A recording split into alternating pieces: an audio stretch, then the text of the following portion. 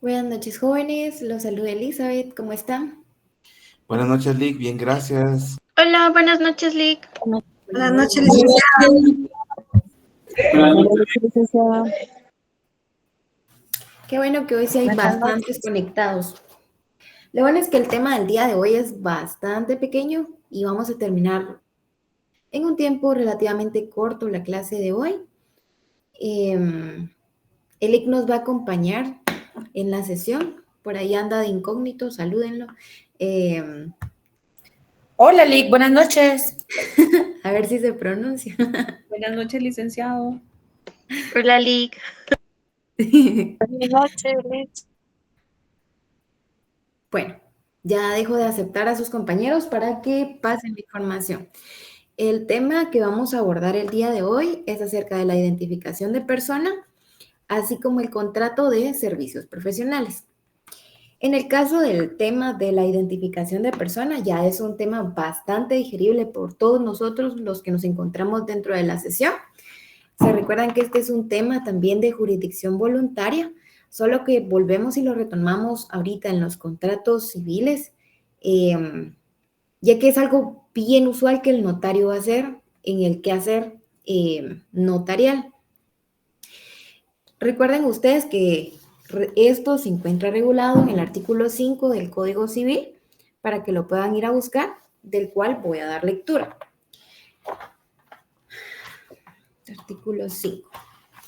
El que constante y públicamente use nombre propio o apellido distinto del que consta en su partida de nacimiento o use incompleto su nombre u omita alguno de los apellidos que le corresponden, puede establecer su identificación por medio de declaración jurada hecha en escritura pública por la misma persona si fuera mayor de edad o por sus padres quienes ejercen la patria potestad.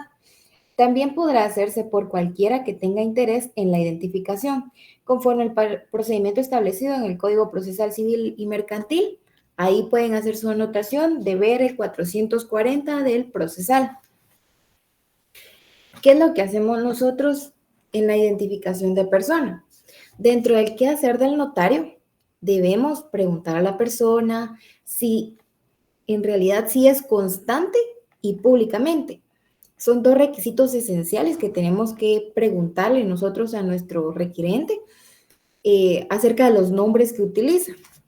Porque si solo es como de forma ocasional, no se cumple ninguno de los requisitos.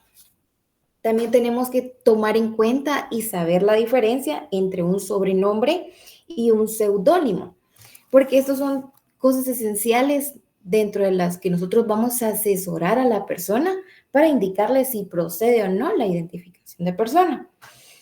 ¿Alguno de ustedes sabe cuál es la diferencia entre un sobrenombre y un seudónimo? Licenciada, yo entiendo que el sobrenombre es como el apodo que tal vez sus amigos le podrían poner a uno por parecerse a algo o a alguien. En cambio, Correcto, sí. En cambio, el seudónimo es un nombre que adopta uno voluntariamente para ser identificado. Sí, y está correcto lo que usted dijo. Yo tengo por acá dos definiciones para que ustedes puedan anotar si ustedes quieren y hacer la acotación ahí en el artículo 5 del Código Civil, que el sobrenombre es una forma distinta de identificar a una persona al nombre que consta en su partida de nacimiento, que consiste en un alias o apodo impuesto a determinada persona por un tercero basándose en rasgos físicos o características especiales. A diferencia del seudónimo, que es también llamado etimológicamente un falso nombre.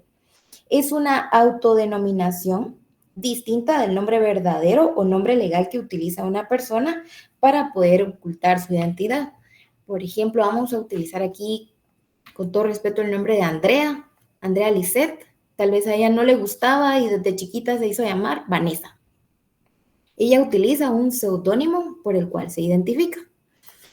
Dentro de la identificación de persona, no sé si ustedes estuvieron en alguna charla cuando se creó el Registro Nacional de las Personas, que ellos dieron a divulgar mucha información acerca de los certificados que se emitían.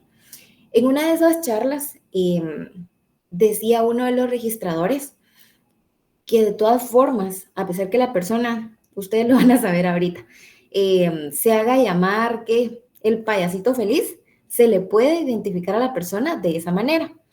Tenemos nosotros dentro de la universidad también un caso bien relevante de un catedrático que es el licenciado Brenner García, creo que se llama, que también le apodan Mozote, y no sé si escucharon ustedes o tuvieron ahí la información en las redes que él se identificó como Mozote, también llamado de esa forma. Y no sé si ustedes hacían la pregunta o no, yo me la hice en su momento, si se podía hacer. Y dentro de esas charlas que hacía uno de los operadores registrales y tanto como el registrador, era que sí era algo permitido, porque es una forma de identificar a la persona y por motivos de registros, contratos o diferentes cuestiones, se les puede identificar de esa manera. Otro de los casos relevantes que mencionaban dentro de estas charlas era que un caso particular es que una persona tuvo 75 identificaciones de persona porque era una persona extranjera, naturalizada, pero su forma de escribir sus apellidos era distinta. Entonces se le podía agregar S, Z, y por cuestiones de contratos el señor muchas veces recibió su nombre de forma equivocada. Tania tiene habilitado su micrófono. Entonces se le hizo esa identificación. Entonces no podemos limitarnos en decir no se puede identificar a una persona de determinada forma. La verdad es que es muy amplio este tema. Ustedes pueden asesorar a la persona y preguntarle las diferentes formas.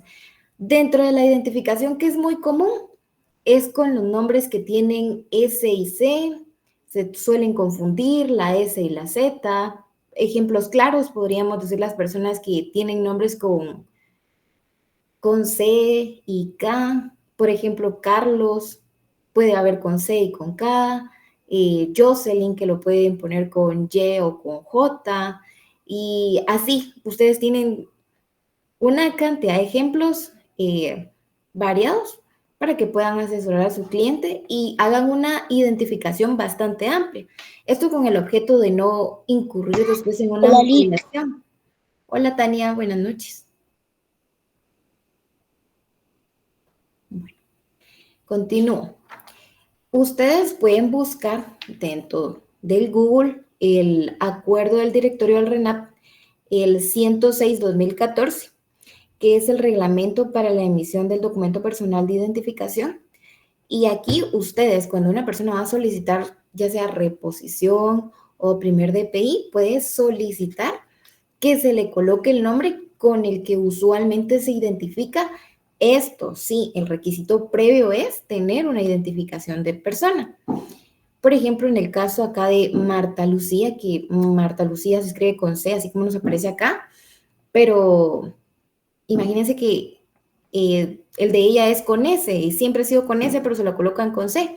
Ella podría solicitar en su DPI que se le coloque Marta Lucía, y pues como la información está validada en RENAP, la identificación de persona nos remite que ella se ha identificado de diferentes formas. Dentro de esta declaración jurada que ustedes van a realizar en escritura pública, es bastante importante que le pregunten a su cliente si ha utilizado algunos otros nombres, porque puede ser que Marta Lucía no siempre haya sido Marta Lucía, sino que puede ser Marta García o solo Lucía Aguilar, y diferentes casos en los que se podría dar. Entonces, el asesoramiento es fundamental y que ustedes previo a todo esto siempre se estén nutriendo y leyendo los acuerdos, buscando información para asesorar bien a sus clientes. Ustedes saben que para remitir al registro, ahí está, Marta dice que a veces se lo colocan con TH o Marta simple. Ese es un muy buen ejemplo. Suele sucedernos mucho. En el caso de que ustedes faccionen una escritura de declaración jurada de identificación de persona, es necesario acompañar el testimonio juntamente con un duplicado, remitir al Registro Nacional de las Personas quienes realizan una anotación al margen. ¿Esto qué significa? Es casi parecido, veámoslo como ejemplo, a las escrituras de ampliación que se realizan dentro del protocolo. Ustedes saben que las escrituras matrices deben hacerles una razón al margen, donde deben colocar que esta escritura fue ampliada mediante la escritura número 2. Y así, diversos casos. Entonces, funciona de esa misma manera dentro de los certificados de nacimiento. Se coloca una anotación al margen y si ustedes van después de la inscripción a solicitar una certificación de nacimiento, pueden corroborar que ahí está la anotación de las otras formas con las que se puede identificar esta persona.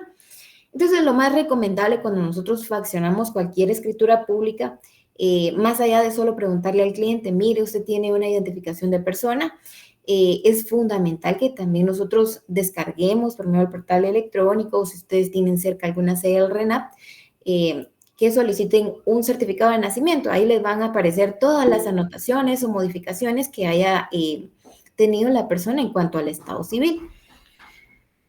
Marcos, dígame. Buenas noches, Lic. Fíjese que yo tengo una consulta con respecto a las certificaciones que da el RENAP. Yo no sé si yo lo entendí mal, pero yo había escuchado que hay unas certificaciones de identificación de persona y Sí, que sí son hay, diferentes tienen. a las de nacimiento, pero ¿qué diferencia tendrían entre una de nacimiento y una como tal de identificación de persona? Bueno, si usted va a solicitar la certificación de identificación de persona, la diferencia es que solo únicamente le va a hacer constar eso, que la persona se identifica con otros nombres. También el valor cambia, que es una certificación especial que tiene un costo de 25 quetzales, y la certificación de nacimiento va a tener esa anotación y podría tener también alguna anotación, qué sé yo, de el enrolamiento si algunas personas son mayores que tuvieron cédula de vecindad, pues se enroló el número de CUI en relación a la modificación que sufrió el Registro Nacional de las Personas, extrayendo el registro civil de las municipalidades. También podría hacer constar algún divorcio, el matrimonio y ese tipo de anotaciones. Pero si usted la solicita en específico, lo único que va a contener es eso. Para mí, fundamental sería que ustedes siempre soliciten una certificación de nacimiento. Y si ven que la persona tiene identificación de persona por efectos del Registro General de la Propiedad, siempre se las van a pedir. Ingresan también la certificación de identificación de persona. Muchas gracias, Lic, ya me queda bastante claro. Con mucho gusto. Otra de las particularidades dentro de la escritura de declaración jurada de identificación de persona, tenemos que cuando se dio la extracción del registro civil de las municipalidades, no sé si se recuerda, aquellos que tuvieron licencia, que también decían un apartado nombre usual. Cuando se dio este cambio o modificación de la extracción del registro civil, las personas decían, mire, pero me hicieron un cambio de nombre o no sé cómo me identifico ahora. Una de las cuestiones que sucedió es que no nos aclaraban realmente para qué servía ese apartado de nombre usual. Era también llamado, pues, como lo estamos denominando ahora, la identificación de persona, pero la falta de asesoramiento o el estudio por parte de algunos notarios en cuanto a los requerimientos, les decían a las personas, mire, usted sufrió un cambio de nombre. Realmente no es un cambio de nombre, es una identificación. Jordi, ¿tiene su mano levantada? Perdón, licenciada. No se preocupen. Bueno, deben tener claro ustedes hasta este momento que la identificación de persona y la identificación de tercero no son lo mismo. También deben tener claro que la identificación de persona y el cambio de nombre tampoco son las mismas situaciones. Esto para que ustedes cuando les llegue a su sede notarial alguna cuestión particular en relación a esto, ustedes puedan asesorar bien a su cliente. Si no tienen dudas en relación a la identificación de persona, nos pasamos al tema de los servicios profesionales. Cristian, diga. Sí, con una consulta. Con una identificación de persona, supongamos, yo me llamo Cristian Aguirre y hago una identificación de persona donde me hago llamar Moisés Aragón. Al momento de que queda registrada la identificación de persona con ese otro nombre por el cual me voy a conocer, ¿yo puedo tramitar el DPI bajo ese otro nombre? Pues solo si hace constar que constante y públicamente ha sido nombrado de esa forma. Ah, bueno, bueno, ahí va la pregunta, ¿no? ¿Funciona igual que como un cambio de nombre entonces? No, es que el cambio de nombre es totalmente distinto. Usted tiene que hacer constar por qué se cambia el nombre y en relación a qué. Y recuérdese que no es lo mismo porque no es a través de una escritura pública. El cambio de nombre es un asunto de jurisdicción voluntaria. Pero digamos que para identificación y con documento personal de identificación tiene casi que los mismos efectos, ¿no? No entendí su pregunta. Pues porque digamos que el cambio de nombre yo me estoy cambiando totalmente de nombre, pero en la identificación de personas yo también puedo, o sea, puedo tramitar mi DPI, que mi DPI salga o sea, ya no salga como aparece actualmente, digamos, sino con el otro Sí, nombre con siempre el y cual me cuando hago. se haya hecho la inscripción previa de la identificación de persona, porque si usted Ujú. solo va a llegar y decir, me llamé de tal forma y quiero que mi nombre usual aparezca en el DPI de esta forma, no se lo van a inscribir. Ah, no, definitivamente tiene que estar inscrita la identidad de persona, pero, o sea, para efectos del cambio en el documento personal de identificación, digamos que funciona igual la identificación de persona que el cambio de nombre. No, no funciona de la misma forma, porque recuérdese que el asunto de jurisdicción voluntaria se tiene que determinar distintas cuestiones en relación al cambio de nombre. En cambio, la identificación de persona, inclusive se puede hacer constar a través de testigos de la forma en la que usted se identificó. Y como Ujú. dice el Código Civil, puede tramitarlo hasta un tercero porque hay un interés directo para que usted se identifique de determinada forma. Ujú. Sí, pues, pero, o sea, sí puedo tramitar mi documento de identificación bajo otro nombre, haciendo una identificación de persona. Ujú, correcto. O sea, prácticamente estaría cambiando mi nombre, por así decirlo. O sea, aunque igual me haga llamar por el otro nombre, o sea, sí puedo cambiar mi nombre como aparece en el documento personal de identificación y tramitarlo bajo ese nuevo nombre, con una identificación de persona registrada. Sí, pero recuérdese que puede, hasta el mismo código lo dice, el nombre o apellido, no dice nombre y apellido. Puede ser que usted sea Cristian Aguirre, pero también haya sido Moisés Aguirre. No es que se pueda cambiar de Marcos Vidal a Cristian Aguirre. Tiene que haber sido uno de los dos, nombre o apellido. Para la identificación de persona. Correcto. Ah, ya. O digamos, si tengo dos apellidos y me quiero quitar uno, con la identificación de persona lo podría hacer entonces. Si se ha identificado de esa forma, sí. Gracias. Muy bien. Primero Mario y después Eddie. Gracias, licenciada. Mi consulta es respecto a, se hace una identificación de persona a través de la escritura pública, se inscribe en RENAP y se hace la razón al margen de su certificado de nacimiento, pues que X o Y el nombre que identifica a la misma persona, ¿verdad? Pero resulta ser que esta persona después dice que se llama X, que se llama Y que también se llamó Z. Entonces, ¿podemos hacer una ampliación de esa persona o es necesario realizar de nuevo una escritura de identificación de persona? Podrías darse las dos situaciones. Si es muy antigua la escritura con la que la persona realizó su identificación, sí valdría la pena hacer una nueva escritura. Pero si supóngase que usted es el mismo notario y esta persona no le dijo que también se identificaba de otras formas, usted bien podría ampliar la escritura, enviar el testimonio duplicado y le hacen esa anotación que se amplió mediante la escritura tal y tal, la identificación de la persona en relación a tales y otros nombres con los que se identifica. Ya, sí se lo preguntaba, licenciada, porque se me dio el caso. de que pues, una señora se identificó con sus nombres de soltera y se hicieron las combinaciones correspondientes. Sin embargo, en algún momento utilizó su apellido de casada, pero se entiende que el apellido de casada es un derecho que tienen las mujeres en el ámbito del matrimonio, ¿verdad? Y que lo pueden usar indistintamente, pero eso no va a modificar su nombre como tal. Simple y sencillamente es un derecho que tienen de utilizarlo. Claro. Pero Procuraduría me solicitó a mí que hiciera identificación de persona en ese sentido, de que ella utilizara el apellido de casada. Así. Mire, pero es que lo que yo siempre digo, uno puede tener un artículo taxativamente puesto dentro de nuestra normativa, pero siempre aplicamos los criterios. Entonces, yo no creería que sea necesaria la identificación de persona, porque como usted bien lo dijo, es un derecho, no una obligación.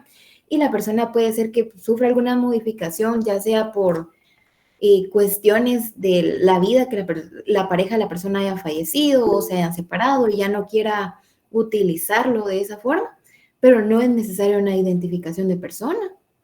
¿Verdad que no? Pero ellos están en esa posición, en esa intransigencia de que sí necesitan que se haga esa identificación de persona para poder comprobar, incluso para poder comprobar una afiliación, imagínense. Alarán. Yo sí haría un escrito usted y probaría con la certificación ya sea de matrimonio o la de soltería en relación si la señora ya se divorció o de función del esposo, pero no me atrevería a hacer una identificación de persona porque esos son cambiarlos, o sea, querer cambiar la legislación en relación a criterios y recuérdese que los criterios no producen efectos, pues. Correcto. Así es, licenciada. Yo lo propuse en la oficina, pero al final de cuentas no sé qué pensarán hacerlo porque como yo todavía no firmo. Sí, ¿verdad? Hay que acoplarse a lo que ellos digan. Así. Gracias por su orientación, licenciada. Con mucho gusto. Byron, por favor. Disculpe, era con relación al comentario. Buenas noches, gusto de saludarla. Era con relación al comentario de Mario, porque yo creo que había alguien más haciendo cola por ahí. Pero sí, definitivamente para mí lo que tiene sentido es el certificado de matrimonio, porque eso es lo que da la fe pública, pues, del nombre que ella está como persona casada, está utilizando el apellido del esposo, ¿verdad? Entonces yo ahí sí realmente veo como que no tiene sentido esa identificación de personas, es inconstitucional, como usted decía, pienso, no sé. Sí, pero como Muchas siempre, gracias. hay que acoplarnos a los criterios, inclusive los jueces hoy en día a las notificaciones personales, súmense un lanzamiento, nos acaba de pasar a nosotros en la oficina, no es una notificación personal y bien se podría hacer por medio del casillero electrónico y nos mandaron a notificar a determinado departamento una notificación que no es personal, pero ¿bajo qué se respaldan ellos? Que es criterio del juez, que la persona va a perder un bien y que hay que notificarle de forma personal. Pero entonces eso nos llevaría tiempo, ingresar un escrito, 2, 3 meses, ya vienen las vacaciones de los juzgados, se vuelve un poquito lento. Entonces creo que hay que ir buscando las formas y tratando como que de saltarnos todos ese tiempo perdido en el que trataríamos de nosotros de hacer cumplir algo, pero realmente no vamos a obtener nada. En el caso de Mario, como bien decía él tiene opciones y todo, pero realmente hay que buscar la forma más viable. Si la identificación de personas sale más rápido, pues ni modo, ¿verdad? Hay que darle. No sé si había alguien más con alguna duda, si no paso a los servicios profesionales. Licenciada, solamente una última. Artículo 108 del Código Civil. Con relación a esto, se establece que la mujer casada tiene el derecho de agregar el apellido de su cónyuge al suyo y de conservarlo siempre a menos que el matrimonio se disuelva por divorcio o nulidad. De hecho, está en el Código Civil, ¿verdad? Sí, como bien lo decía. Disculpe la interrupción nuevamente. Feliz noche. Con permiso. Feliz noche. Sí, como bien lo decía, es un derecho, no una obligación. Pero, sí, cuece nada, dicen por ahí en los dichos, ¿verdad? Bueno, vamos con el contrato de servicios profesionales. Esto lo encuentran regulado dentro del artículo 2027 del Código Civil, que lo pueden ir a buscar ustedes, hacen su anotación, o si alguien lo quiere leer, levanta su manita virtual. Yo tengo aquí una pequeña definición que el contrato es un contrato por medio del cual una de las partes se compromete respecto de la otra a realizar un servicio de ella, una actividad o trabajo durante un tiempo determinado o sin fijación de plazo, a cambio de una remuneración proporcional al tiempo o la cantidad de trabajo producido. Bueno, ¿cuáles son los elementos personales dentro de este contrato? Este creo que lo tenemos que dominar todos porque en determinado momento vamos a firmar contratos de servicios profesionales. Esto nos respalda a nosotros tanto como para saber las obligaciones como nuestros derechos y saber hasta dónde debemos cumplirle a nuestros clientes y hasta dónde no deben cumplir a nosotros. Repito, es el artículo 2027. Elementos personales. Tenemos el cliente o también llamado paciente y el número 2 que sería el profesional. El cliente pues es la persona que solicita nuestros servicios profesionales y el profesional seríamos nosotros expertos en la materia determinada y para lo que nos contratan. Dentro de los elementos reales y formales tenemos reales, que sería la actividad del trabajo profesional que se desarrolla. En el caso de nosotros, pues serían los servicios técnicos, profesionales en relación a temas jurídicos, la retribución y los honorarios. Los elementos formales es que no está sujeto a ninguna formalidad especial. Características. Es un contrato principal, consensual, bilateral. Principal, ¿por qué? Porque tiene una validez independiente de cualquier otro contrato, es decir, no depende de ningún otro. Consensual, porque los contratantes determinan y acuerdan las condiciones bajo las cuales se realizarán. Y bilateral, porque existen tanto obligaciones como derechos para el otorgamiento del contrato. Hablemos de algunos derechos y algunas obligaciones. Dentro de los derechos que se poseen dentro del contrato de servicios profesionales es que si no se está conforme con el servicio o actos o conducta del profesional, pues se puede dar la rescisión del contrato. Dentro de las obligaciones sería pagar la retribución u honorarios correspondientes, así como los gastos que haya hecho el profesional. Para quienes estuvieron presentes en la última clase que Lick hablaba él sobre el contrato de obra, podríamos tomar como ejemplo que contratamos a un ingeniero, algún arquitecto para la realización de determinada obra o para la supervisión. Entonces nosotros realizamos, o ellos como profesionales realizan su contrato indicando de qué tiempo a qué tiempo se va a hacer la obra, y cuántas supervisiones se van a hacer, ya sea mensuales y semanales, cuánto es lo que va a cobrar mensual, el tiempo o terminación de la obra. En el caso más concreto de nosotros, pues si a ustedes llega una empresa que necesita asesoramiento, ustedes necesitan especificar en qué, porque recuérdense que el derecho es muy amplio. Puede ser que nos contraten para asesorar procesos civiles, procesos de familia, algún contrato, o si trabajamos con alguna inmobiliaria, algún contrato en relación a formalidades esenciales para la obra, no sé, darle forma a los documentos. Entonces nosotros necesitaríamos especificar el tiempo, cuántos documentos vamos a faccionar, cuánto tiempo debemos estar a disposición de nuestros contratantes, el pago de nuestros honorarios, cómo es que ustedes lo desean, ya sea quincenal, mensual, semanal, el otorgamiento de factura es muy importante. Entonces son cuestiones que debemos ir ya viendo nosotros, rumiando por ahí, preguntándole a, no sé si ustedes tienen algún conocido notario o abogado que nos vaya diciendo cuánto se cobra por X o Y o determinada función que nosotros realicemos. Realmente creo que es un contrato bastante sencillo, donde ustedes van a indicar lo que ya les estoy diciendo. Cuánto tiempo van a estar a disposición, qué tipo de servicios jurídicos brindan, Ahí deben tomar en cuenta si ustedes van a utilizar su protocolo, ya sea a disposición de alguna inmobiliaria, ya saben, sus gastos, aranceles, la compra del papel protocolo, pues deben ser bastante amplios para no perder ustedes en el asesoramiento y tampoco es que les vayan a cobrar de más a la inmobiliaria, porque recuérdense que esa primera impresión, esa carta de presentación que dejamos nosotros es lo que nos lleva a que nos recomienden más clientes.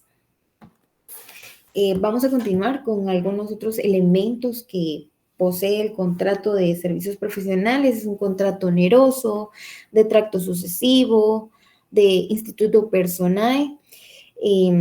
Diríamos que es oneroso porque existen provechos y gravámenes para ambas partes, es decir, derechos y obligaciones. De tracto sucesivo porque si se fracciona un contrato de servicios profesionales, es para efectos del cumplimiento y se espera determinada retribución al finalizar el trabajo o la obra o para lo que nos hayan contratado. Es de instituto personal porque el contrato se establece en atención a las cualidades y calidades particulares del profesional que prestará el servicio, lo que obliga a esta persona en particular a dar el cumplimiento de lo que se acuerda. Otros derechos y obligaciones del profesional, podríamos decir el derecho a ser retribuido independientemente del éxito o resultado del negocio o el asunto en el cual se hubiera intervenido.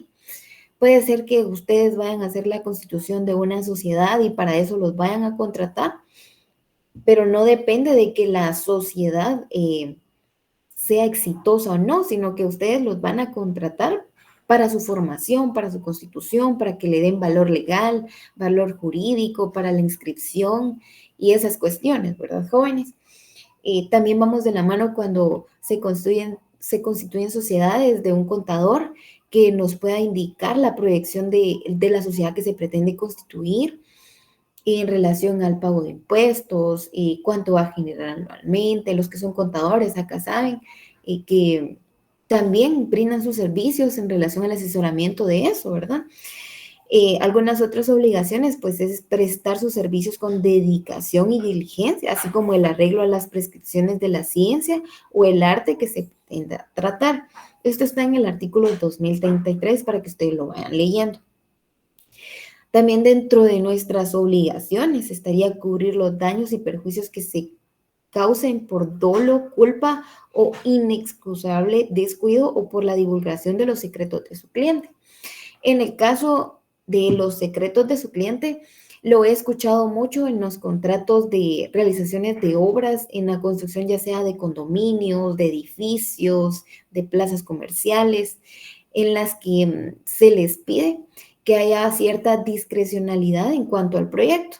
No se puede andar divulgando en redes sociales que va a haber un nuevo proyecto, ya sea en la zona 14, zona 10 o algún lugar en específico, o que sea la formación de una nueva sociedad o algo muy innovador y ustedes lo vayan a andar comentando, pues ahí incurriríamos en algunas obligaciones de cubrir ya sea los perjuicios que se causen por andar divulgando.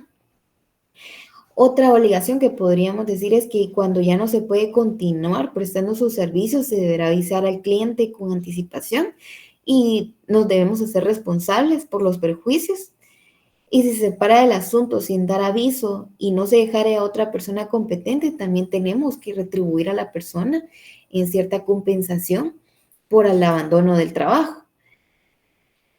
No sé si ustedes tienen alguna duda. Les dije que la clase de hoy era bastante corta. En el caso de los servicios profesionales, pues es algo que ya hemos, creo yo, en su mayoría visto, trabajado. Y aquí viene aparejada la obligación ante la Superintendencia de Administración Tributaria, y el cobro de impuestos, aranceles, lo que yo les decía, en el caso de los servicios jurídicos, que ustedes vayan a asesorar alguna inmobiliaria, el pago en el registro de la propiedad, sus timbres notariales, timbres fiscales, y todo lo que lleve en relación hasta la inscripción de los documentos que se faccionen dentro de las inmobiliarias, como para ponerles un caso. No sé si alguno de ustedes tiene alguna duda.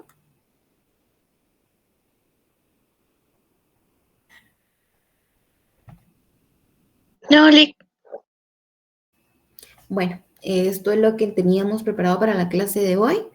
El día miércoles da la clase del doctor y me dijo que les dijera que estuvieran pilas porque estos últimos temas ya son las últimas clases y luego pues ya nos vamos a saludar hasta el examen final, primero Dios. Primero Manuel y después Wendy, por favor. Gracias, licenciada. Solo tengo una duda con los elementos reales que usted mencionó. ¿Lo podría repetir, por favor? Que no logré escuchar así. Gracias. Dentro de los elementos reales tenemos la actividad del trabajo que el profesional desarrolla, la retribución y los honorarios. Muy amable. Gracias. Con gusto. Wendy, por favor. Buenas noches, Linda. No es en relación al tema de la clase, gracias, esto quedó claro. Lo único que, fíjese que no pude estar en la clase anterior y tengo, bueno, una molestia, porque fíjese que para mi examen yo no coloqué, como el licenciado nos había indicado, que agregáramos que habíamos realizado todas las tareas. Yo no lo hice, pero sí realicé todas las tareas. No sé qué sucede o qué puede pasar en este caso. Te envío un correo indicando que no lo colocó en el examen y que sí entregó todas sus tareas, solo que recuerde poner su número de carnet, nombre completo y especificar por qué no lo puso. Ah, bueno, está bien. Muchas gracias, Linda. Solo eso. Bueno, con mucho gusto. Bueno, no habiendo más preguntas, nos despedimos y nos saludamos primero Dios el miércoles. Muchas gracias, Mario, por licenciada. favor. Licenciada, tengo una última pregunta.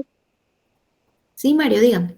Gracias. Entonces, en cuanto Gracias, licenciada. Buenas noches. al incumplimiento de este tipo de contratos de servicios, como son obligaciones de hacer o de dar, en cuanto a su ejecución, tendríamos que regirnos por las ejecuciones especiales que da el Código Procesal Civil y Mercantil.